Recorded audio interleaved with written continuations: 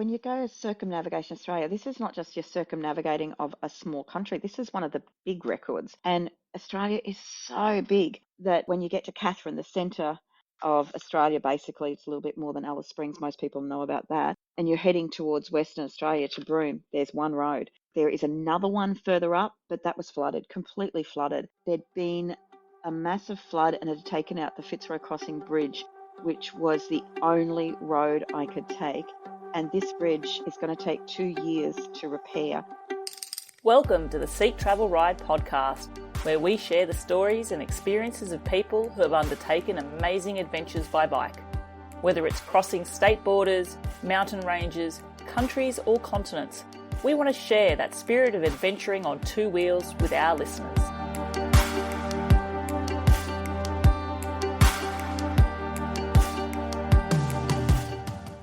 Hi everyone! Quickly, just before I get into this interview with Lesa Ashford, I wanted to take some time at the start of this show and give a massive congratulations to one of our podcast guests. That is Claire Wyatt, who has just recently finished her mega epic ride, a monumental ride of I think over 16,000 kilometres up, down and all around through Australia. When I recorded my interview with Claire for episode 14 of Seek Travel Ride, she was way up in tropical far north Queensland, and it really does blow my mind as an Australian to see her tracking dot and to see where she is now. She made her way from Queensland across to the Northern Territory, straight down the middle of Australia through some very remote and isolated roads, across the Nullarbor, and now arrived in Perth. Claire, massive congratulations, huge respect for you, and I'm sure I'm joined with many of my listeners to say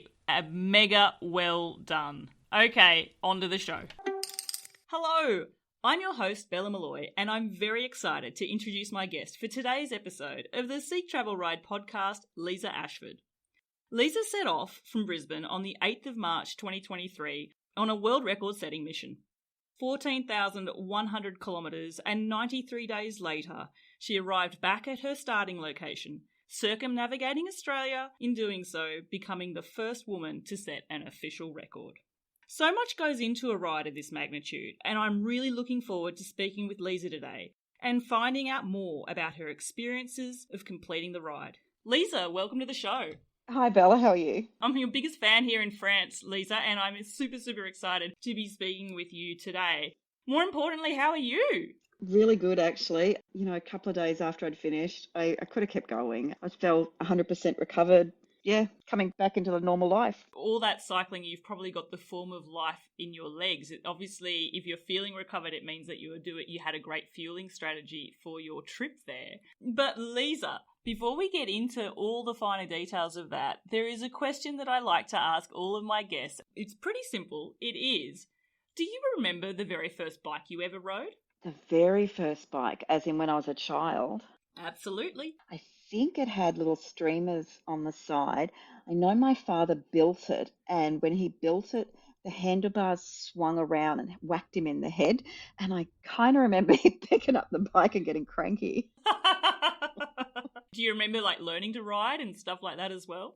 Not that one. That was when I was little, and then I rode again at high school, and then I got more seriously into riding in about 2014, and then I was learning to clip in and things like that. Those things I remember vividly. Oh yeah, when you first transition to clipless pedals. Yeah. It is that sort of thing where, and everybody does it, everybody has to have their own learning experience, but I'm yet to meet someone who's transitioned to clipless pedals and hasn't had what we deem a clip stack, which is, for those who haven't ridden with them and my listeners who don't know what we're talking about, they're the pedals you use to fix you with your special shoes to the bike. But you do need to unclip your foot from these pedals when you come to a stop, and otherwise you'll fall over because you'll stay connected to the bike. Yeah, you need to know which foot, not the other foot, and I think it's just a rite of passage. It is. And everyone has a different foot that they take off on. My foot I unclip is my left foot, Same. which is probably because I ride, snowboarding. I'm a goofy foot, so but most people it does seem to be the other side. Are you right-footed to clip out? I left clip in Australia, and when I've been overseas, I can right clip but it's not the most comfortable, but I do try to do it on both sides. Oh my gosh, sorry, I know this sounds silly, but I'm sort of excited that you also left clip as well, because I feel in my little survey we are in the minority. Maybe I'm wrong, maybe I'm wrong. It's just, in my experience, most people are right foot clippers. Okay, this is totally a tangent. But Lesa, before we get into the show, could you just briefly introduce yourself to our listeners? I'm 53. I'm suited for endurance cycling and I'm a teacher. Recently, I've just set a world record, a Guinness World Record, and an Australian record for the first female to circumnavigate Australia. Pretty cool. What a title and an honour that you can have with your name there. Can I ask quickly, what do you teach? Primary school, prep to grade 6. So it's up to 12-year-old. It's kind of exciting actually because kids at school go, I'm faster than you. I'm faster than you. And I like to point out to them, that's so good because we really do need our sprinters. But who's not really, really fast and, they may become third or fourth and go, well, you come over with me because we just go further. And they so start to get it. They just get the idea that they're not endurance yet, but hey, I might not be the fastest at school now, but when I get older, I'm going to go further. And I just love seeing them come up to me and say, hey, Miss A, I think I might be an endurance athlete. And I just love it. Do you know what, Lesa? You're going to be. Do you ever have those moments as a teacher? And maybe you don't, but I know that certainly when a lot of people reflect back on their schooling and their childhood, they often have a teacher that they have a memory of and an interaction with. I just think that there's children there that you teach in classes that in years' time will possibly have those interactions with you. Maybe we have some future endurance athletes. Maybe we've got some future Tour de France winners in your pool there. Yeah, I kind of hope so. My teacher was the one that gave me that thing. Do you ever think about that? I do because they used to do netball and I have kids that are on my Facebook that followed me and told me I was the best teacher they had. And I just think that learning should be fun and it's a bit different now. But yeah, I've got kids that are now adults that have got their own children, parents that are following me because of the kids that I teach now. And it's nice. It's really nice because they can see that there's sport there that they don't have to be the fastest and their peers that are so caught up in being the fastest can see they don't have to be the fastest, and it's just I just like that. Obviously, setting off a 14,000 kilometre circumnavigation of Australia on a bike, I guess there's some people that might think to do it that aren't cyclists, but I certainly know, Lesa, in talking about you with you and researching a bit more about you as well, that cycling has been a part of your life. You mentioned there, was it 2014 you clipped in, but what about long distance cycling or doing longer rides? How has that come to be for you?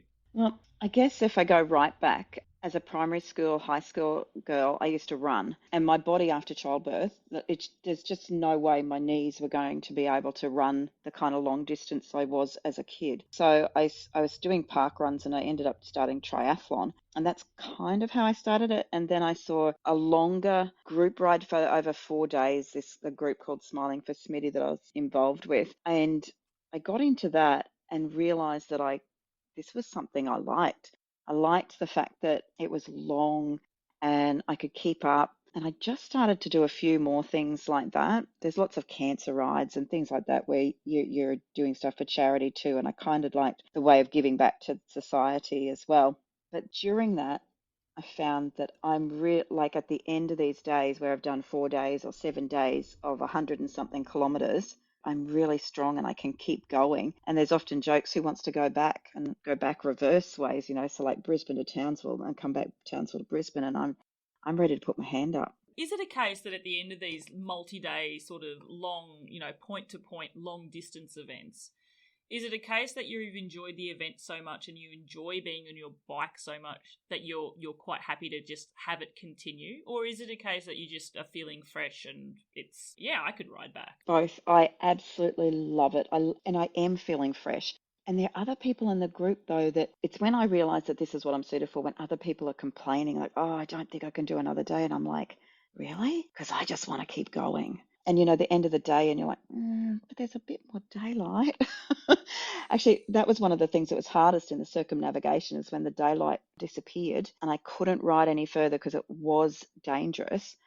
and I just had so much more to give. It was really hard to just go, I've got to stop because I can't keep going. But physically, I just had so much more to give.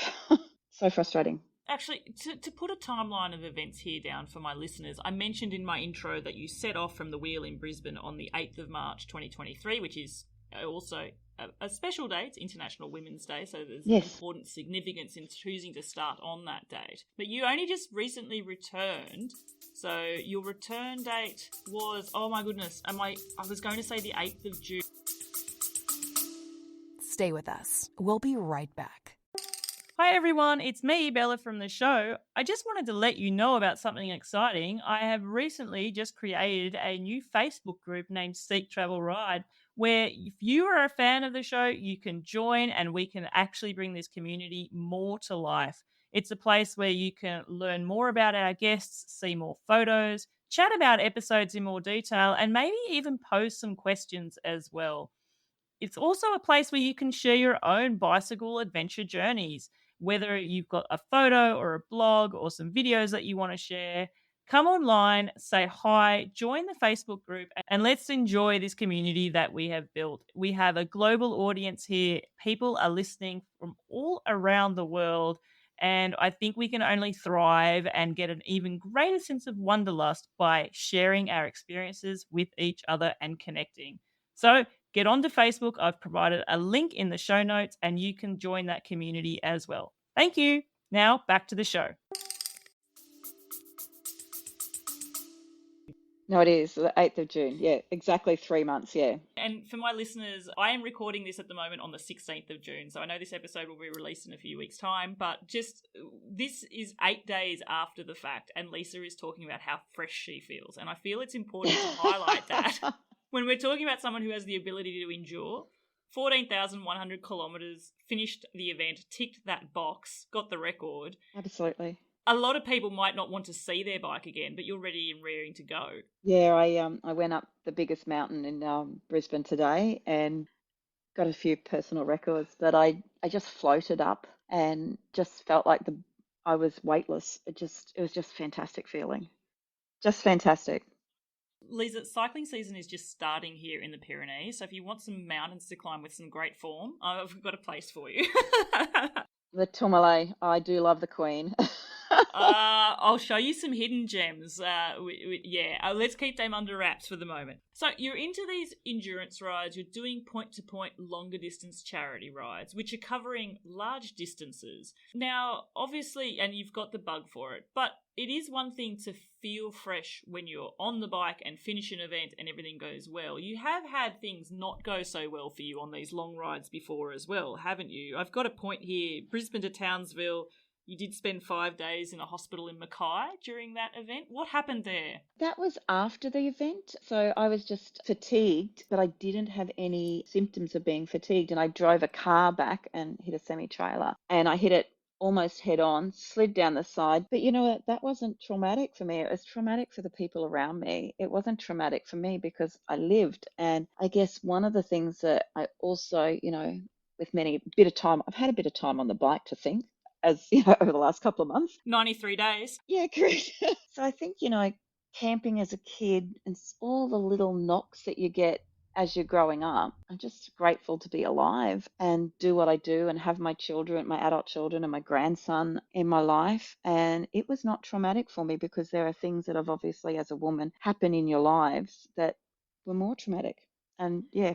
Had you already had that perspective then when an event like that happened? Because you're saying it's not traumatic for you. I can understand 100% how it would be traumatic for the people that love you to see you in such a way. Was that a moment of a shift in perspective, or did you always have this sort of mindset perspective on life and living and enjoying things like that? Yeah, I think it is actually the way I am, because the kids always say, when mum's quiet, then you need to worry. But yeah, there's no point dwelling on the things that are happening that have happened in the past. And it's one of the things that, as I was cycling around, that anything that happened in the past or that day, you had to put it behind, because anything that you continue forward with is just baggage. So just saying, right, well, that happened. Do I need to grieve for anything? Oh, well, I've got a bit of a scar on my arm.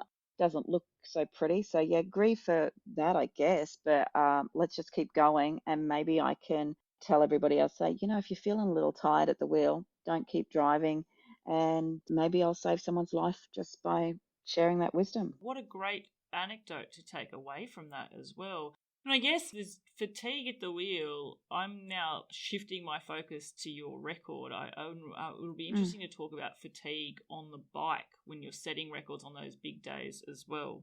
Let's get into your record then. And I want to go back to the start. Now, for my listeners who follow the show, you know that we've released a special preview episode for this, which was a few weeks ago, which was actually while Lesa was actually setting this record. But for the benefit of people who haven't listened to that, can you take us back to the motivations for setting out in the first place and choosing this as something that a challenge for yourself to do? Yeah, look, a lot of my girlfriends in the cycling club that I was in used to just jokingly say, oh, Lesa can do that. She rides long distance. And I was like, oh, great, thanks. And there was a book they read about Juliana who'd cycled around the world and said, Lesa could do that. And I thought, well, I thought about that and thought, well, let's have a look at something that was probably achievable. Let's have a look at what the actual record is for around Australia, for example.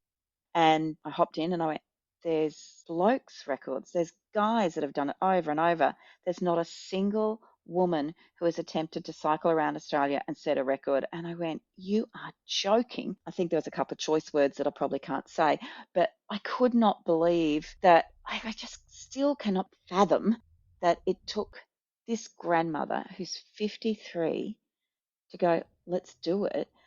There's so many women who could do this, but why hasn't it been done?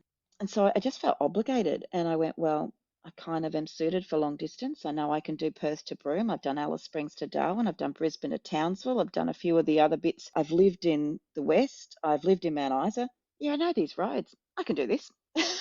And that was it. Gosh, there's a few things that are coming to my mind there, because hearing you say that as well, I must admit, and I feel so exceptionally fortunate as a host of a podcast of this nature in that I've been able to speak to some amazing guests. And I've spoken to some world record setters as well and spoken to people who've done these things, and you realise what's possible. But I must admit, Lesa, when I heard you for the first time and found out that there was no record for a woman, I was like, what? I know.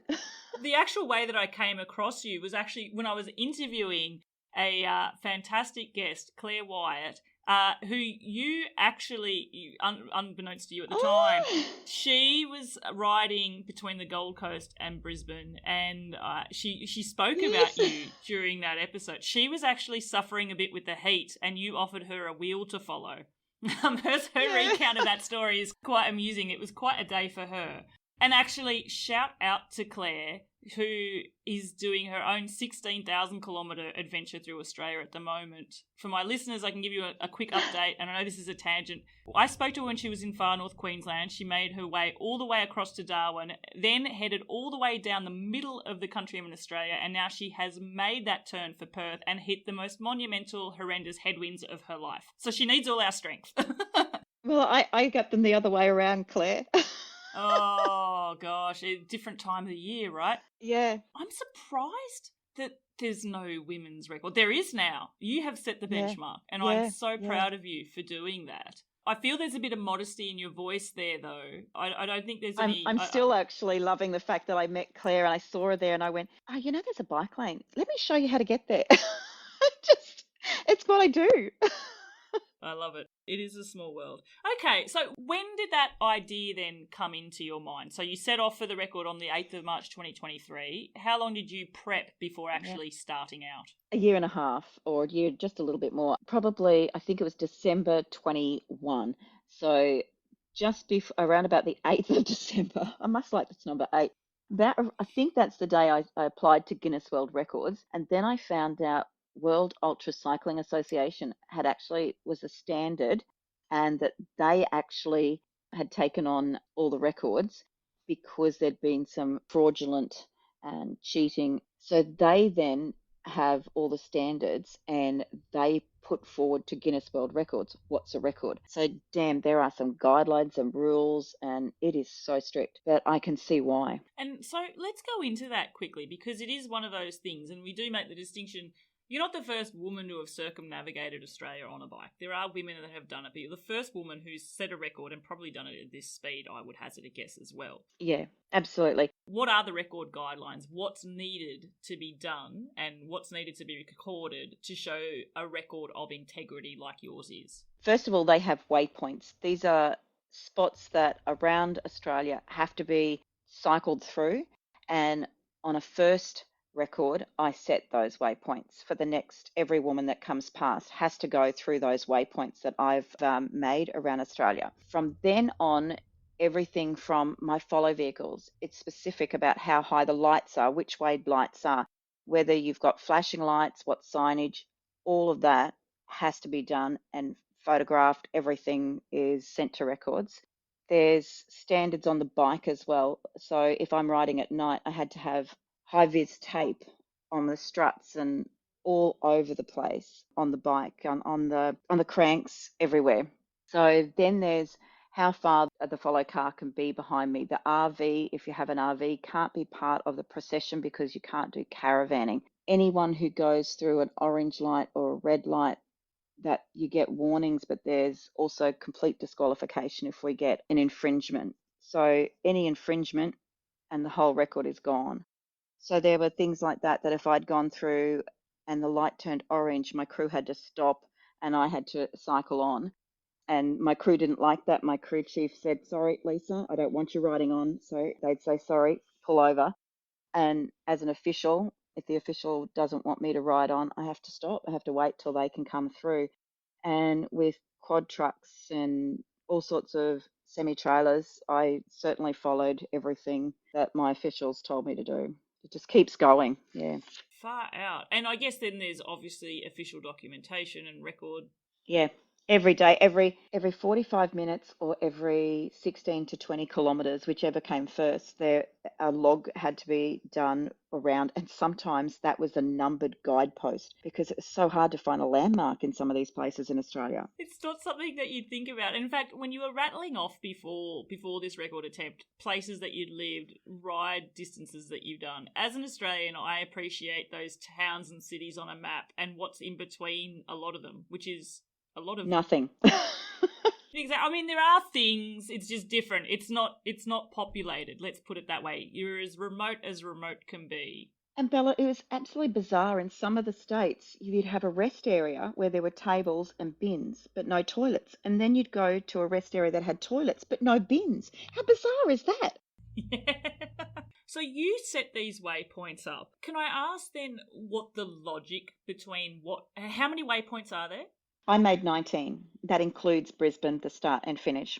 And then Brisbane's your hometown. That's where you're living at the moment. So was there a logic in the 19 that you chose? Other than, I'm assuming, and maybe I'm wrong, but I'm presuming there's obvious capital cities or places like that. But is there a logic? Like, was it a distance between points? Was it a point of interest? Like, how did you choose those points? I actually chose the points based on the men's route, but the men's route has 18. I chose the same one so that the women's record could be comparable on some level to the men's route. But I put in an extra one to Yamba, and that was because a lot of the highways go past lots of little townships. And as I went around Australia, and I'd known this before, COVID had actually made quite a few towns ghost towns. There's just nothing left. There's service stations, buildings, everything, but nothing left there. It's just completely gone. And we've had a lot of fire and flood. And when some of these places have flooded, a lot of towns get cut off and they live on their tourism. And this is just one town that I thought, I'm just going to make Yamba because it's on the way back. And I'll just have that as one of my waypoints and sort of just touch base with the communities. I wanted to sell Australia, so it's just one of the places that I thought this will work for me. I love that you actually put so much thought into that. I love the fact that you chose the same waypoints as the men so that there's an equal comparison, because I feel that we're going to live in a time where a woman is going to take this challenge on and maybe even set the overall record. Absolutely. And if you do and you're listening, please get in touch because I'll interview you as well. With Lesa next to me, probably. Yeah. Lesa will be next to me and we'll both ask you some questions. But I really love that you considered community there, because it's one of those things when you're cycling, over 14,000 kilometres around a country of Australia. you're going through and seeing a lot of these places and you're traveling in a way that makes you acknowledge them. We have a saying, I'm not sure if it's an Aussie saying, but I said it when I was growing up, so I'm presuming it again. You know, there's a lot of places that we call blink it, miss it towns. Like if you blink, you'll miss it because there's nothing there. Yeah, that's Australian. Yeah. Yeah, and I imagine that you would have cycled through so many of these. Well, one of the things that I sort of committed to do too, and this is what I wanted, was when the gentlemen had gone around to do set their waypoints, they just took photos of you are entering Queensland, or you are, this is the town of Sydney, or, those signs. And I thought, how boring. Australia's got much more than that. And maybe, it's just a time waster, but I wanted to celebrate our country. And I just thought, as I'm cycling around, I've got, black cockatoos, I've got just the tundra across that's what I called it, across the Nullarbor. It's just with the Great Australian Bight. There's just so many spectacular things in Australia that I just loved being out there with budgerigars flocking over, as they fly past. So I wanted to celebrate things like when I went to Darwin, I held a crocodile and just just all those sorts of things that are uniquely Australian. So where I went for my waypoints weren't always like the post office or something, because the Guinness World Records and Walker said it had to be something that would stay it was a permanent fixture. So they suggested government buildings, but there are a lot of permanent fixtures that aren't necessarily what I consider boring buildings. We've got a lot of history. We do, and what a way to experience that. It's interesting. I've had the benefit of being able to see a lot of the photos from your travels as well. And actually, a lot of people can actually, if you Google, there's a Facebook group dedicated to Lesa's loop around Australia. Lesa's little loop around Australia, I think. Yeah, I think that's an Australian humour too. It definitely is. I'll link to it in the show notes, and you can see a lot of the stuff that Lesa is talking about there. But just visually, and maybe it's the photographer in me, Lesa, because photography is my passion, but the colours and the landscape and the contrasts in what you've been able to see and cycle through. It also occurred to me, and this is through the beauty of circumnavigating Australia. So I recently interviewed another world record holder, female, Christina Rivers, who just recently set the world record for the fastest woman to cross Australia from, Cottesloe to Sydney. Yes, she got a tailwind across the Nullarbor. Her first attempt, though, was anything but that. It was horrendous. But she was sort of saying one of the things that she remembers was because she was cycling east, she always had these beautiful sunrises to cycle towards. And I was thinking when I was prepping for interviewing you, Lesa, is because you're circumnavigating, there would have been a point where you were cycling west. So there's a point in time where you're looking forward to these amazing sunsets. And then there's a point where you've come so far, all of a sudden you're riding towards the sunrise. What a moment. Yeah, I loved the fact that I realised that's just the final moment. I am now no longer heading west. Now I am going south. There won't be any more south until this is the most southern point. And now I'm going east. That's it. I've just got the last bit of north and I'm done. So, those things definitely, but I just love the orange and the black silhouette of the earth when they meet in that sunset time. There is nothing like it. That is just so beautiful. I know we mentioned lack of daylight and how that became problematic as the days became quite short there, especially obviously when you're further south, just before the finish there, and we're coming into the shorter days in Australia there in wintertime. But were you cycling at magic hour, so the dawn chorus in the morning and at dusk, and blue hour where before the sun sets and you've got the lovely sort of violet blue in the sky as well? Look, I wish I was able to get up and do more and start earlier in some of the things, but because of the distance that I had to cover, the toll it took on my crew meant they were driving these at 20 to 30 kilometers an hour, and they needed a certain amount of sleep as well. And when I was in bed after I'd done my massage and all my recovery, then they were doing things like fueling the vehicles, making sure my washing's done, making sure the car's checked, all of those little things that, if we had a flat tire, someone's got to go off and take that tire and get that fixed and then bring it back. And incidentally, one of my vehicles had 7 flat tires because they were riding in the shoulder all the time. And I went around 14,100 kilometers, 92 days, 6 hours, 33 minutes, and not a single flat. Far out. That's incredible. Actually, there's things there that you've just said. I'm trying to put myself in the driving seat of a crew member who's driving all day at 20 or 30 kilometres an hour. Yeah. And when I was going north, until we got to about halfway down the coast of Western Australia, we was freezing my drink bottles solid frozen all the way across. So finding fridges, and we'd have a couple of bottles in someone's fridge in this room and another one here, and we'd go down to the service station, see if they could put some in a freezer there. Always a bag of ice if we couldn't get that, so that my drink bottles were frozen solid. I'd get one drink bottle at a time, and within 30 minutes, it wasn't frozen anymore. Once we got down to Perth on southern Western Australia, it had turned cold. And so then we didn't need to have all this ice and freezing things. It was only until I got to the bottom of Perth that that stopped. That took a huge amount of time. Did you switch then to like having like water bottles with like sort of like a warm fluid, like a tea or something like that to help keep some warmth? They weren't going to stay warm, but what we did do is find those little hand warmers and and I double glove and put those between the two gloves. Yeah. But one of the things because I was using Infinite Nutrition as my hydration, but one of the things that I picked up and was rice cream, cans and cans of rice cream. So on the journey north, this stuff was frozen, and I'd eat it like a frozen meal. And then when we got down across, they could microwave it for me when I was coming into my lunch area and stuff, or heat it up on a gas stove at one of the little rest stops. So I had frozen rice cream across the top, cool when it was halfway in between, and warm when we were coming through the really cold sections. We often think with riding it's a physical endurance thing and you need strong legs. Often you need a strong head. But how those extremes of temperatures impact us as well, and whether we're heat adapted or whether we're riding through the wet and how to keep dry, riding through the cold. When I was in Australia, lived in Canberra, we get extremely cold winters there. A lot of people don't think Australia gets cold. It really does in winter. And in Canberra, we'd wake up and we'd be cycling in -5.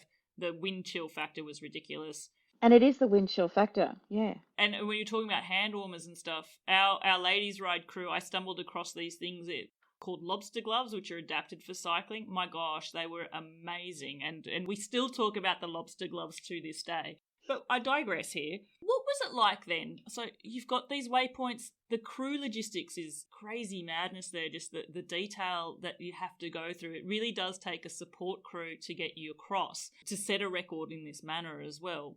What was it like then, building up a year and a half to setting off? Day 1, March the 8th, 2023, when you click into your pedal and roll out. What was that like? What was interesting is that my crew were all excited and nervous, and everyone around me was all excited and nervous. But this is what I've been putting into place for a year and a half. It was just like, yeah, just another day, really. Here we go. It was just, this is what I'd been doing for day and day with my coach, Joe Barr, and Gillian Mooney. And Joe was saying, you're just going to be heading towards the race. You get there, and it'll come a point that the race will come to you. And we talked about that all year. And I could see that he said there'll be things that you don't have. Don't worry about them. They're just little things. They're cosmetic things. If you don't have this and you don't have that, you'll buy it along the way. And I just put everything behind me, no baggage, off I went. And that was pretty much it. I was just ready to go. I'd been planning, but it was interesting, the people around me who were like, oh, I'm so nervous and everything. And I'd lived it for a year and a half and I was ready. Was there almost a sense of relief at starting then, or it wasn't even relief? No, I don't think relief. I think each day as I got through at the end, I was, oh, this is good. I've got another day done, another day done. And I probably, because we'd had so much flooding and there had been so many things happening around the country, just to finish, well, even just to get to the start line was a big thing, because, people try and do this and they injure themselves or they get sick with COVID and all these sorts of things. But I got to the start line and it was just then, fingers crossed, make sure I can get to the finish line. And everything was just managed to just get to the finish line. And there were so many times that things happened. I thought, oh gosh, are we going to get through this? Oh gosh, are we going to get through this? And it wasn't me, it was logistics to see if we could get around. And when you're talking about logistics and flooding and road closures, I'm guessing that's where the route planning and your support crew and stuff really comes into it. Because when we're talking about a country like Australia and circumnavigating it in the manner that you do, it's not like you have a choice of 10 different roads you could take to get to these destinations. Often it's just the one road, correct? That's correct, yes. And like when you go circumnavigation Australia, this is not just your circumnavigating of a small country. This is one of the big records. And Australia is so big that when you get to Catherine, the centre of Australia, basically, it's a little bit more than Alice Springs. Most people know about that. And you're heading towards Western Australia to Broome. There's one road. There is another one further up, but that was flooded, completely flooded. There'd been a massive flood and it had taken out the Fitzroy Crossing Bridge, which was the only road I could take. And this bridge is going to take 2 years to repair. So all the semi-trailers that go to Darwin or all the big spots for whatever they're carrying have had to go all the way down the centre of Australia, across the Nullarbor and back up. So, and a lot of cattle, all these things just having to go an extra 6,000 kilometres because of this one bridge. So when I came across from Catherine and I went to Fitzroy Crossing, I had the highway to myself. It was like a ghost highway. That would be bizarre, but lovely as a And cyclist. my crew were like, oh, how good is this? How good is this? Not one of them thought about the fact that how good is this? But where are the trucks? Where are the trucks? They're on the Nullarbor. Where have I got to go still? The Nullarbor. So, when we got down to the Nullarbor, so I knew what was coming and they hadn't even considered it yet. So there were trucks with yachts on top of them going across the Nullarbor. There were trucks with I don't know what the things were on them. They were huge. These are oversized, big oversized stuff that take it both lanes to get around, and there's only one way they can get around Australia, and that's across the Nullarbor and back up. It's just and how we got across. There were two guys who were going around Australia on a motorbike. They got a property owner to helicopter their bikes across this Fitzroy River. And there were just, there were places that were flooded that the roads were closed, and I'd get to them the day before and they'd open that day. So I couldn't have gone faster in some spots. I couldn't get through Camberwell, which was north of Mount Isa, until the 17th of March, and that was my birthday because that's the day it actually opened. So I got there on the 17th and it opened on the 17th. I couldn't have gone across the Fitzroy Crossing any earlier because that's the day the barges, the water had actually risen up again because of so much rain that they were able to get people across. And so we hired four-wheel drives to come across from one side of Australia and met and ferried all our equipment back and forth. And then I flew a crew in to take my vehicles all the way down across the Nullarbor and back up to meet us again. It was just huge. Oh my goodness. I'm just thinking of all the things going through your mind when that's happening. Because when you were mentioning there about people had a property owner, I know, yeah, grab their helicopter, that's something, but you can't do that for a car. Like, No, so no. I was there in my mind thinking, but how did your crew get across? The logistics to have to do that. That's insane. I had to cut a couple of days short to be able to get to cellular coverage, to be able to organise it.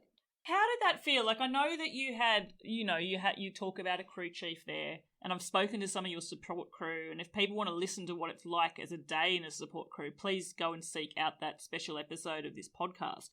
But how did that feel then as someone who's setting out to set a record? Because I imagine, and maybe correct me if I'm wrong, but I imagine if I'm going out and I want to set a record, maybe you've got a number in your mind or you've got daily distances you want to meet. So when something is out of your control that stops you getting somewhere because of that, there's an element where it's out of your hands, so you can't stress about it because it's out of your circle of influence, so to speak. But does it take a toll on you regardless? Like, I would be eaten from the inside out about that I have more to give and I just can't. I haven't spoken with my crew much about that, but at the end of the day, I'd be crushing the numbers and going, okay, well, this has happened. By the time I got to Fitzroy Crossing, I was a week behind. That was just in cellular coverage, having to cut short to get cellular coverage. But I couldn't have gone through faster anyway because I wouldn't have been able to get across. But I was already a week behind because obviously that's out of my control. And then when I crossed it, I was like, hooray, hooray. But about another week in, then we had a cyclone that was apparently coming and building off the coast. That was going to be a category 3. As we got close to the coast, that it upgraded to category 5. And I stayed at a place called Pardue Roadhouse. And the following day after I'd stayed there that night, I got about 250 kilometres south and it hit that building that I'd actually stayed in and flattened it. So, the winds then that changed all that section. I had rain, I had storms, I had headwinds, I had crosswinds, and obviously Category 5. The winds around were this was just phenomenal. And I was starting to lose weight. My shape was changing, so I wasn't as heavy on the bike to hold my bike, and with trucks sending wind walls into me and things, it was quite hard when there were descents and really fast vehicles going past. So I certainly had some struggles there, but I was crunching the numbers constantly and knew that by the time I got down to the Nullarbor, I was going to be in all sorts of strife because I'll have missed the tailwinds. And I was looking at what Christina had going across the Nullarbor because I was interested in see what she was doing. I was like, oh, please let the tailwinds still be coming. Please let me still get there. And there was no such luck. I had headwinds until I got to about Sydney. And Sydney home, I got tailwinds. So pretty much I didn't really get any tailwinds that I expected all the way around Australia. Yeah, so be it. Is that like 13,000 kilometres of headwinds? Probably 12,000 actually. Yeah, there were some crosswinds that were favourable, but in a good crosswind that you might be getting some assistance, but you've got to work hard. You've got to work really hard. Yeah, to stabilise. Correct. And almost leaning against the wind. Yeah, I had one of my hands on the drops, one of my hands on the top of the thing, and the bike was on a constant lean. And I'm so used to holding my hands on the handlebars that they're not even really touching. But my wrists were getting sore because I had to fight to hold the handlebars so that I kept the direction straight. So I was, my arms were fatigued more than anything, and I couldn't get down on the aero bars because obviously, that the winds were just too strong. So I was just battling through this stuff and kind of laughing like a banshee because I was going, is that all you got, Mother Nature? And then I'd turn a corner and she'd give me a bit more. Don't tempt me. I know. Yeah, exactly. But what you're describing there, I know that feeling. It's almost like when you've ridden through horrendous winds, crosswind or headwind all day, you get off the bike and it's almost like your whole body's tense because you've just been gripping on so much. But yeah, you do get off the bike and you're so tense. Having a drink because you can't take your hands off the handlebars to drink. And you'd pick up your bike and it'd start blowing away. And you're like, I can't let go of my bike. It'll blow away. Yeah. And I had my Zentis wheel was on the front. We had to change that to spokes, particularly when we started getting some more hilly descents because I was just picking up so much crosswind. And if a car went past it or a truck went past or caravan went past, I didn't know what wind I would be receiving. And one of the things that also happened that was quite bizarre was that we had a solar eclipse down here. And so 50,000 caravanners, some who've never driven a caravan before or a RV, were suddenly driving all the way up to Exmouth to be there to see this 2-minute moment in time. And every caravan, and then I had them coming back past me the other way around, but they were hanging out the window and cheering me and giving me, thumbs up and on the radio and cheering me along. So I kind of sucked it up and tooting and everything. It was bizarre. But talking about the wind across the Nullarbor, the headwind, I think that would be the most soul destroying type of riding when you have a headwind because the vegetation on the Nullarbor gives you no indication that you're working hard. So if you've got palm trees and you've got things like anything just flapping around in the wind, you can see the wind is horrific. But on the Nullarbor, the vegetation barely moves. It just sort of vibrates. And if you're not looking, you don't see it. And it is that sort of visual thing because you're on the Nullarbor fighting a headwind on a dead straight road. And there's no perspective that you're working hard. An endless horizon. Yeah. And there's no one beside you. So it doesn't matter whether you're doing 12 kilometres an hour or 40 kilometres an hour. After you've been doing that for 3 hours, it all feels about the same. And I felt like I had a cadence of 2 and my speed was matching that. But apparently I was still around up about 20 kilometres an hour. But, Kirsten, I know some of the spots that she was going along that she was doing 37 kilometres an hour. So that gives you a kind of perspective, the distance between a tailwind and a headwind. Yeah, Christina speaks about that as well because that was her second attempt at the record. She had tried the record 6 months earlier and got absolutely hammered by the same atrocious headwinds that you experienced. And she said in her second attempt, there was a day where she had a tailwind and she was just glowing because she'd managed 300 and something kilometres. Yeah. And to put it in perspective on that same section with a headwind, in the previous attempt, I think it was like a third of the kilometres was what she managed to do. Yeah, and the thing is that I've had to manage trucks as well through this, and at that speed, you're sort of like at night time, what do you do, So I had crew as well that couldn't, they've already done 60 days, so just getting through there and making sure that nothing went wrong, yeah, it's just huge. And I guess that takes an adjustment, because I want to ask you the question then. So when you're riding into this constant headwind then, and, on the Nullarbor, the endless horizon, eating away at you, this wind, were there mental tricks or were there distractions? Like, how do you get yourself through a day like that? My friend Mark would call me when I had cellular coverage and talk to me, and I looked forward to that in the morning and the night. Joe, my coach, said, when there's 1 kilometre, just remember that, you might have 2 really bad kilometres and the next one will be a completely different one. And he was right, but there were some days where he said, good call. I'd say, look, I called it this because I know I've got tailwinds tomorrow, or at least I should get up some with a crosswind. I'm going to call it here and not battle through today. And, that was after I'd done 10,000 kilometres and I was crossing from Western Australia to South Australia. And he said, good call. And that was really, be mindful, you've done 10,000 kilometres, but you've still got the distance of RAM to do for a race across America. It's crazy.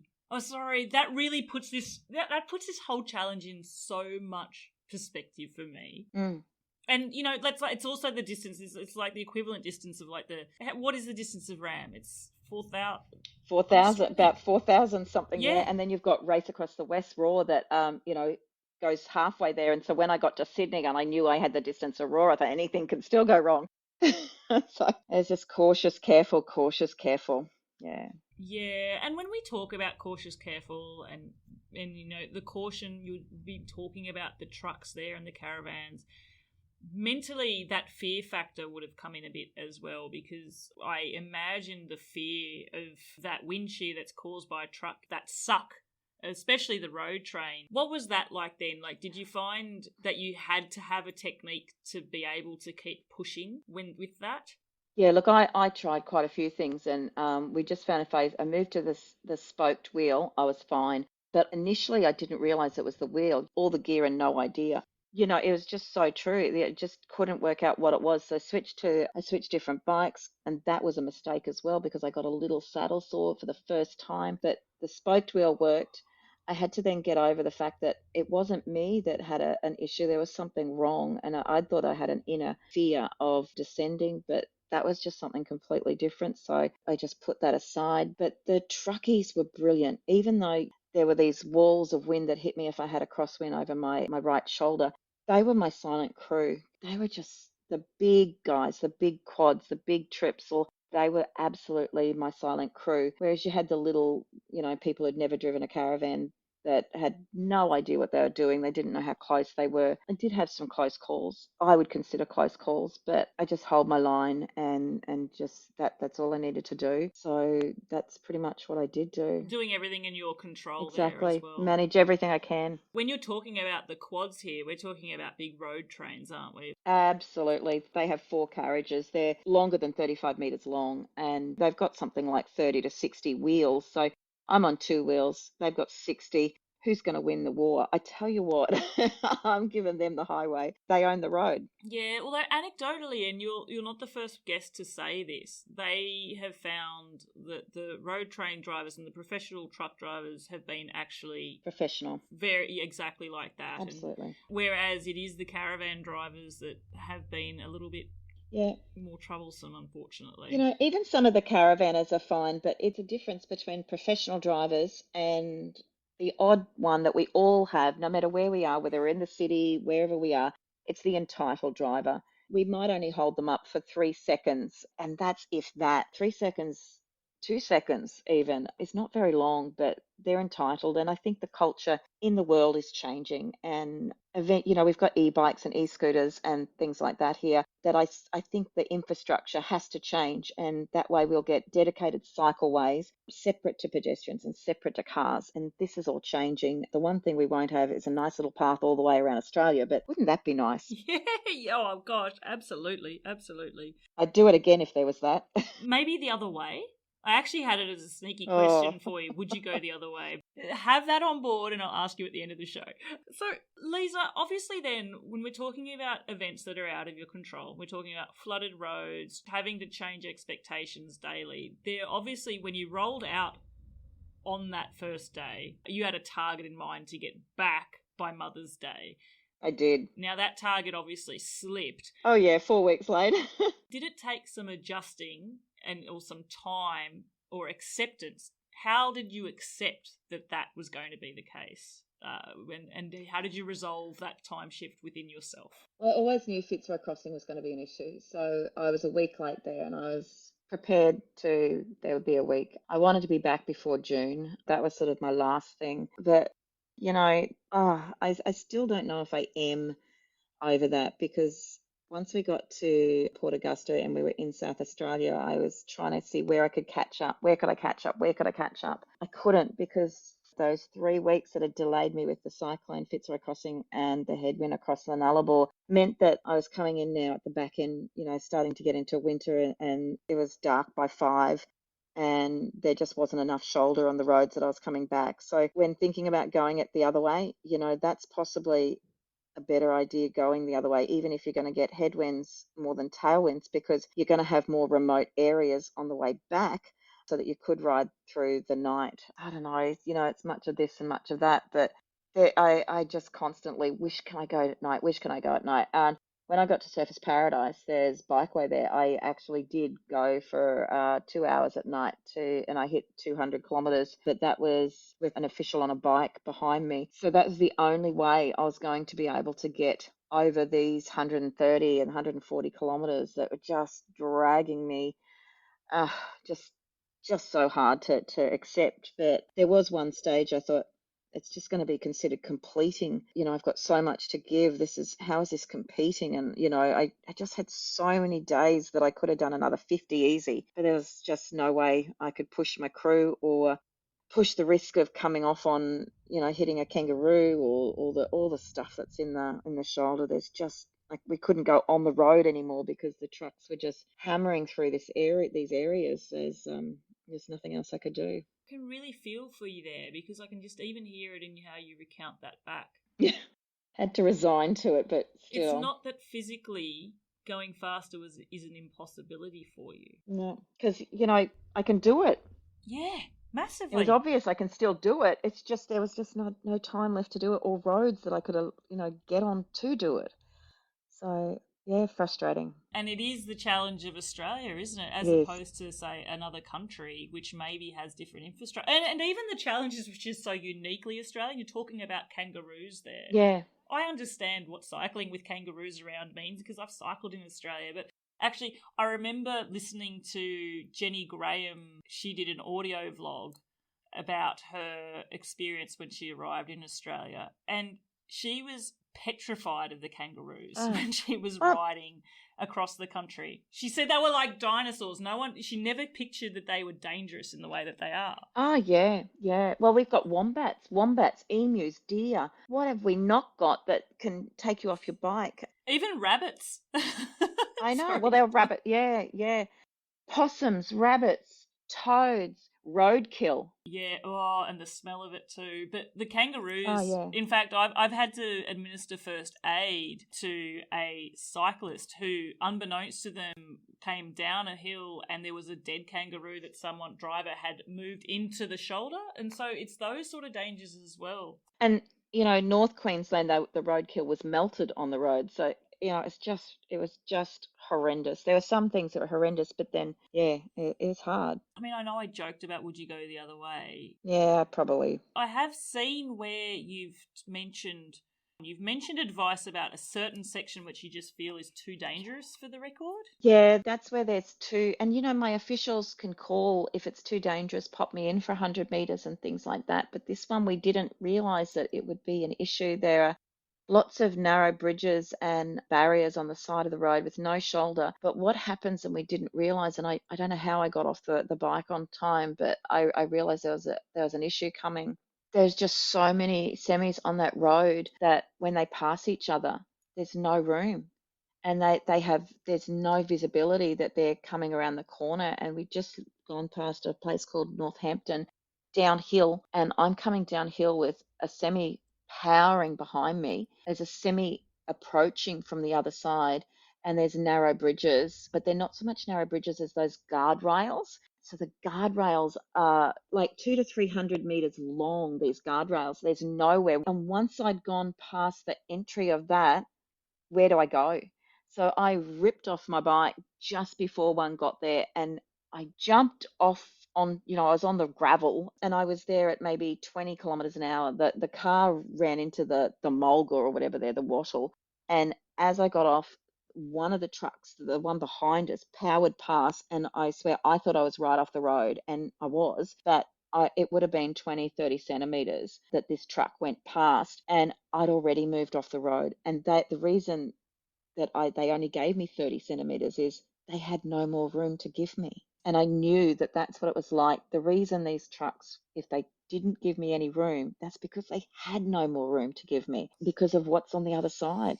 So, It makes what you've done, like the challenges that you've had to face, it to me, it makes it more impressive. I know that deep down that there might be that what if moment for you because of being hamstrung yeah, by flooded roads and different conditions, but it starkly goes to prove what's required to get yourself around. It's not, you don't get to sign up for perfect conditions. It's what's going no. to happen. And I didn't get them.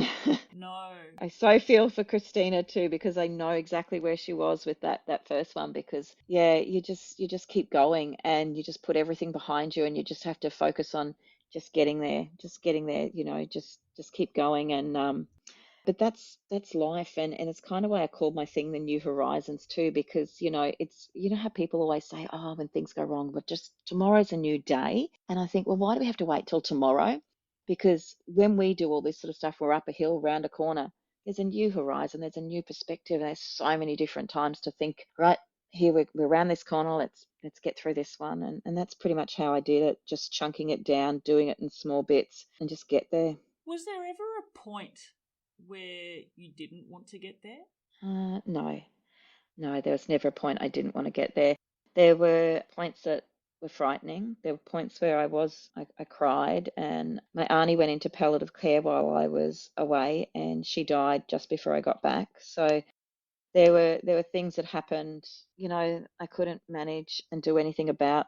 And my poor auntie, I have the funeral this Tuesday coming, so she's been waiting for me to get back. So everyone's had to put that off, but there's just so many little things from that you just get up. There was not one single day I didn't get up and go, I want to get on the bike. There were certainly times where, I'd like to be a bit warmer before I start. There were days where it was hard to get off the bike because my knees were quite sore. And you were talking about earlier that, it'd be nice for a woman to, beat the existing men's record. I think that's going to be hard based on the way, and this is really gross, but based on the way women toilet, we put a lot of pressure on our knees.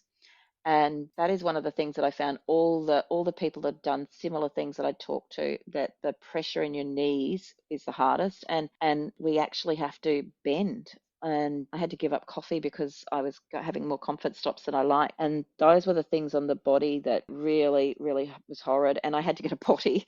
So we had a potty, and my crew chief named her Priscilla.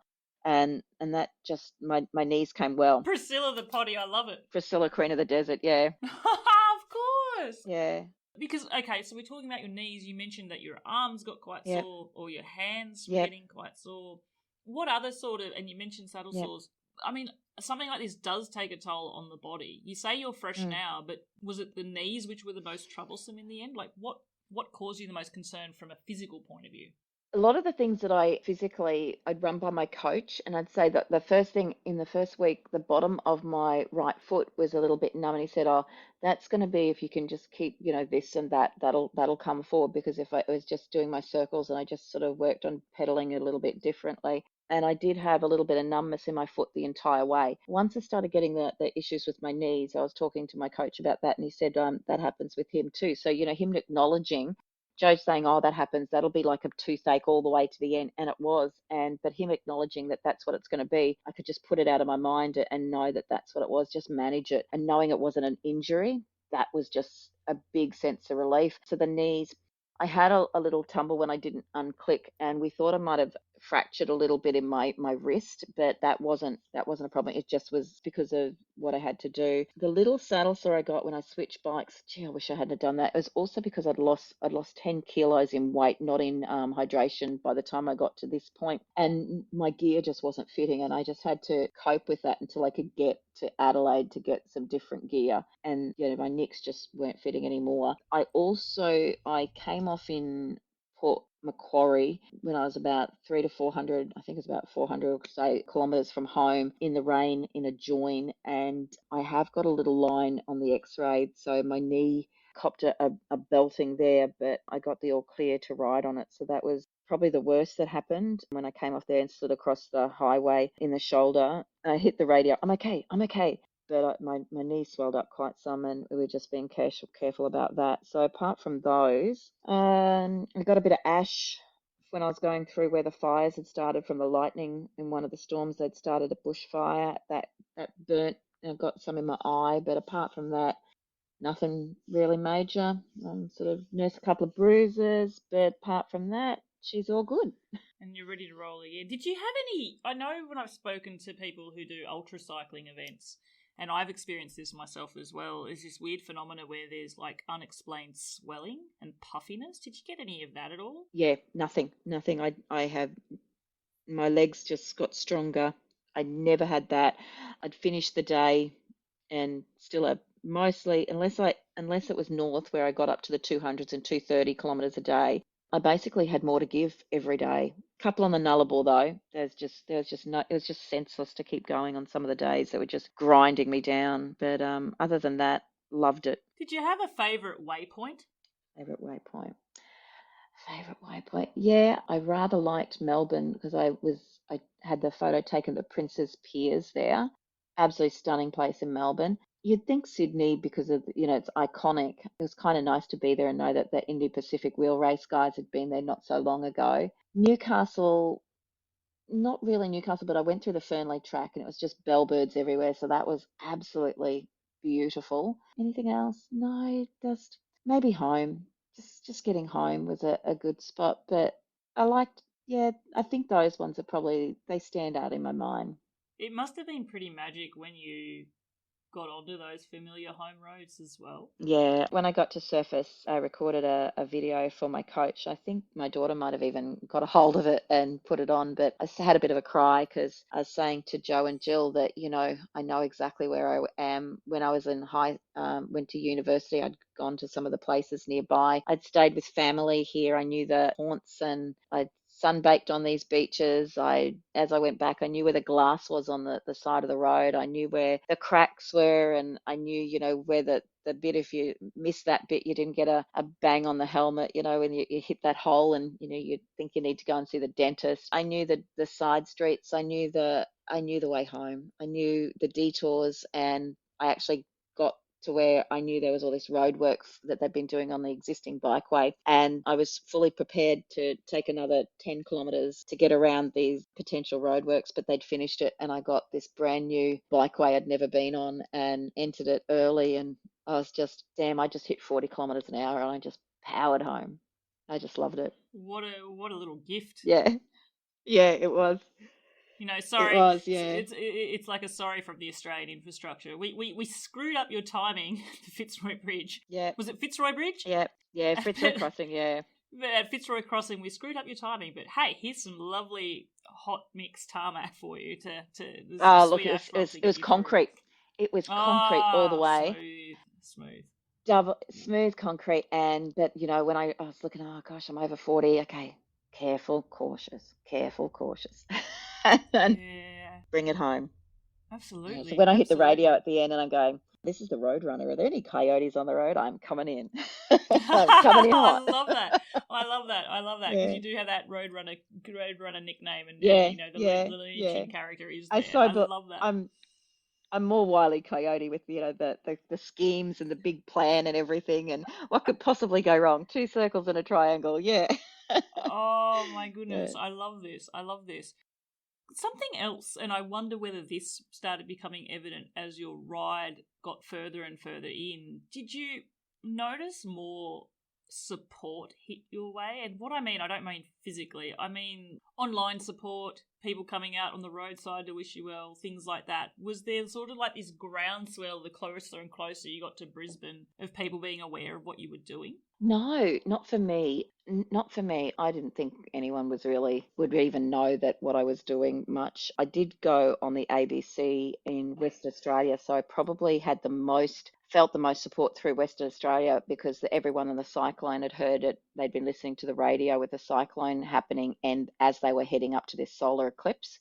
So all the caravans and people were hanging out the window, high-fiving, putting their thumbs up, tooting. There was quite a lot through Western Australia. When I got back, there were a couple people that had come out and they'd see the tracker and come and wave. One of the guys, Brian Taffy, he had gone around Australia and done 15,000 kilometres on a recumbent. He drove quite some distance to come and see me, and that was lovely. Dave Arnott, who actually measured the course in Mackay, came out and to wave me on. That was really lovely. But not until I really got home, there's probably about 100 or so people at the end, and because I came in at the wheel of Brisbane and where the ABC was, and Loretta and Craig from the ABC had been there when I'd left, and they'd rushed out and been there for when I came home. So that was really lovely. And Mike Tomalaris had been texting me as I went around to see how I was going, and he was there too, which was really lovely.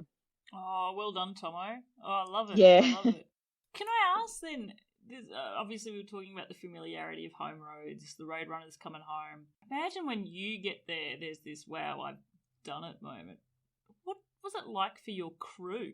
This is one of the things is that I've seen in all the news articles, Lesa Ashford, Lesa this or that, and I'm thinking, you know what? It's not me. It was my crew. I wouldn't have done this without the crew. The crew are the ones that did this. The crew are the ones that did this hard. My crew chief's wife, Kerry, she was without this man he's just larger than life. So, if anyone did this hard, Kerry did. And then my dad was there from Darwin all the way to Adelaide, and his wife, Barb, she was without him for all that time. And I think of the loved ones that, had their part of their family going around with me instead of with them. Peter was with me and he had a brand new grandson. He was with me for ages. And I just think of everything that the crew went through, the huge humidity for the first group is just so uncomfortable. It's the crew that got this, There should be awards for the crew because without the crew, you wouldn't do it. You couldn't do it. I think it's really fair to acknowledge their efforts there.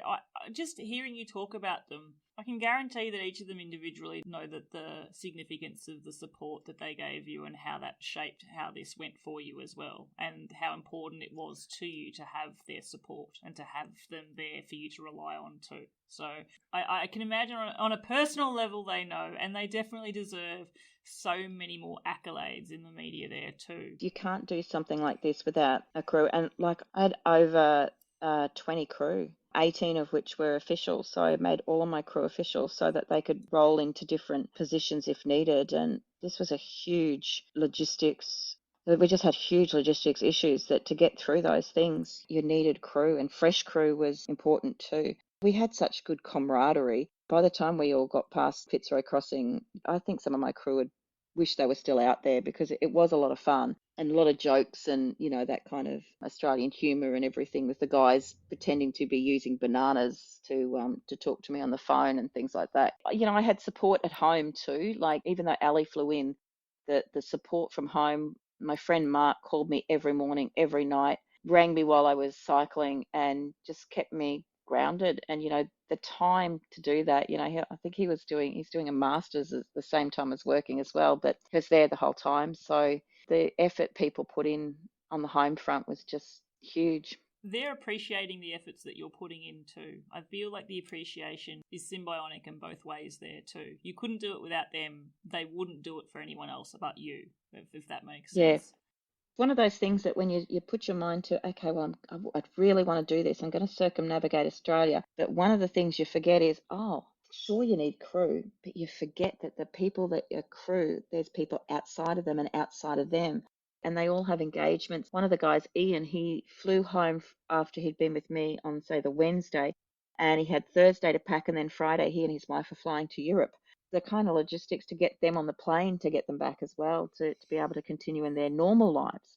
It'd be great if there's a way officially with this record that there's some sort of website that has the record, acknowledges you as the rider, and then has, who the crew were. List the crew. Absolutely. Yeah, exactly. In fact, if you want, I'll be more than happy to list them in the show notes. So I'd love that. it is a big effort, and I'm so thankful that your crew stuck with you and you were able to face all these challenges to get you back to the wheel of Brisbane. Yeah. Is this record now official, or do you have to go through a long, laborious process of a few months before it's actually ratified and set in stone somewhere?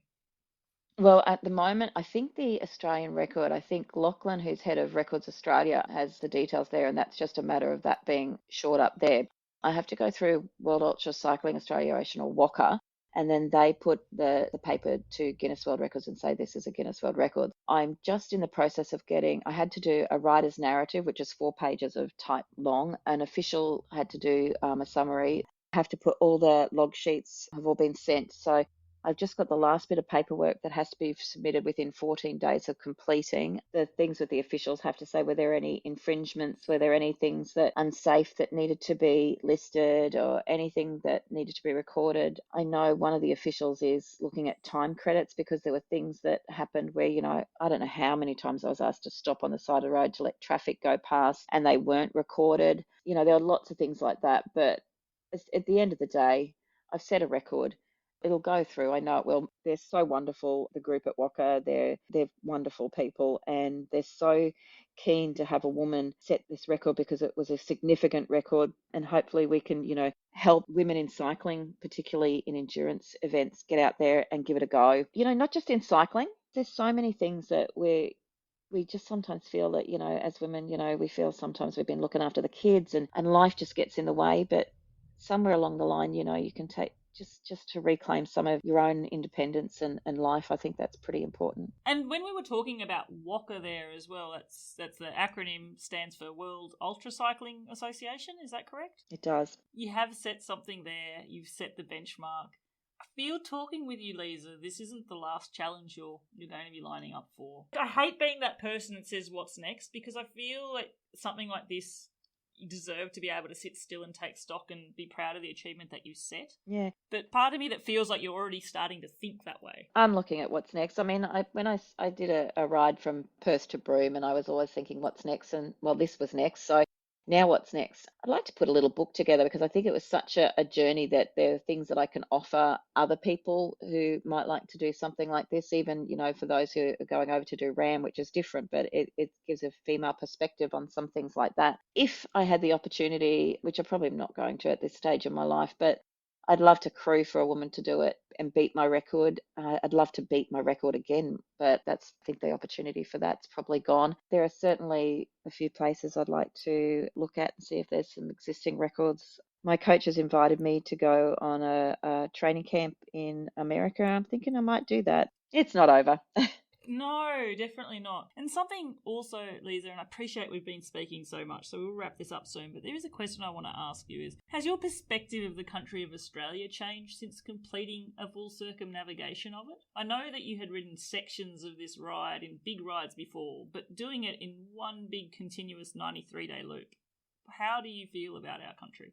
No, my perspective hasn't changed, but what I loved was that I could see my crew with perspectives changing. I remember some of them saying, oh, I thought this would be desert, but I grew up in central Queensland. I've travelled over Queensland. And when you talk about the Olgas and Ayers Rock, when you go over to Western Australia, it's just across, it's just mirrored, just goes all the way across at the same height, it's just different formations. And you could be riding down some particular place and it's just like you're driving down another place, and you just go, oh my gosh, I feel like I'm at such and such. I feel like I'm at such and such. And there's so many species of wattle. The black cockatoos were around the whole country, but we don't get a lot of wombats in the northern part. But these are things that I knew, and I'd been across the Nullarbor before. My daughter drove, and I rode and drove and rode and drove across the Nullarbor from Perth to Brisbane, so I knew these roads, and it was just lovely to have crew experience some of these things that I'd seen before and share them with my daughter when she was there, share them with my dad when he was there, share them with Julie, one of my really great friends, when she was there. our country it's just so diverse. It's so unique. People think some parts are boring, but I just don't find any of it boring. I just love it. Beautiful thing to be hearing you. A bit emotional. I love it. Yeah. Yeah, no, I mean, and I say that obviously as an Australian who's not there at the moment either, but I think more than anything, not so much your description of the country, but and this came out before just so intensely from you, Lesa, is that appreciation for your crew and being able to share those magic moments with your crew. And the community around Australia, the community spirit is so intense. There are people, that I'd never met, and they were just amazing. And I met other people going for records at the same time. A guy called Peter Charlesworth, sorry, and he was doing a record for stand-up paddleboard, and one he had to beat. He's just finished. Yeah, and we had similar issues with our knees and feet and things that he'd dislocated his shoulder, but he didn't have crew to help him when he had got his paddleboard stuck. And I invited him to come and have dinner with our crew, and he did. It was just the magic moments that we talked about together, and the things that in your mind that you've burnt into your mind, some physical things that you saw that were just an image, but you couldn't capture it on camera. And he's a photographer too, so it was just wonderful to meet those sorts of people around Australia. Yeah, and actually, just quickly for those listeners who don't know who we're talking about, he was setting a record. He was paddleboarding the length of the Murray River and I think Lake Hume as well. Yeah, and he had to go round it a few times to actually get the actual distance he needed to in order to beat the record. Yeah. Sorry, I'm just thinking, imagine getting to the Wheel of Brisbane and saying, oh, sorry, you've still got to cycle up to Cairns and back. Well, now. yeah, correct, yeah, right. yeah.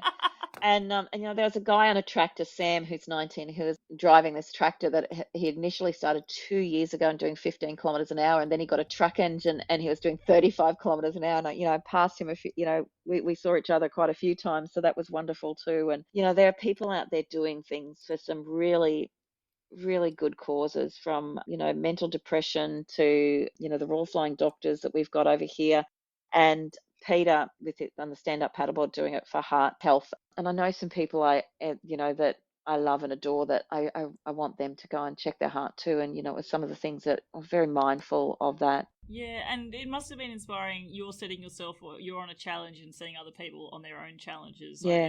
There's a sense of community and a sense of the power of encouragement there coming through as well. Absolutely. So, Lesa, if people want to reflect back on your story and check your journey out, I'll provide links to your socials in the show notes. I'm thinking it'll be the Facebook group and also your Instagram account. Is that correct? Yeah, I've got the New Horizons 4 with the number 4 and then Lesa, Lesa. But you know what? You can just Google me.